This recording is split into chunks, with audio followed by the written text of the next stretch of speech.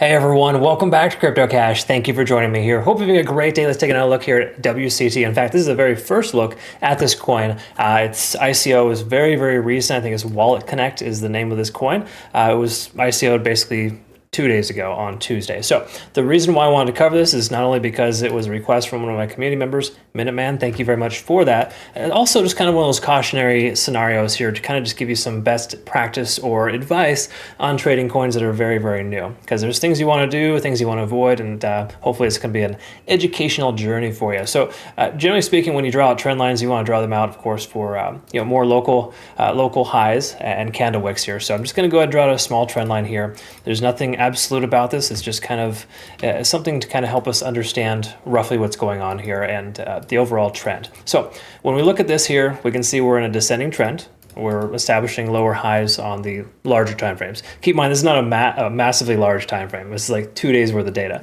But the thing I want to kind of point out here is when you look at the 4-hour time frame, for example, and you're establishing lower highs, you want to break free from that lower high pattern to have more confidence in taking a trade. Okay, so that's kind of rule number one. Rule number two is if we take a look at the hourly time frame, we want to work within our means and our margins here. In other words, we have a pretty significant fair value gap when the previous candle wicked up so hard and so fast that all that value needs to come to a close. Okay, because you got to understand, market makers, whoever pumped the price action up here, they want to sell until it gets down to this 34-cent range to fill that gap. Okay, so that's kind of what we're looking at there. I would not be surprised if we see a little bit lower of a price action, this low 34-cent range, and continuing higher. That would be an area of interest for me personally, because that would put us within this little support here of not only the fair value gap, but also that previous support type of, basically the local low, if you will. Okay, so that's kind of where we're at. And it's very common too for coins to work themselves down here to either double bottom, continue higher,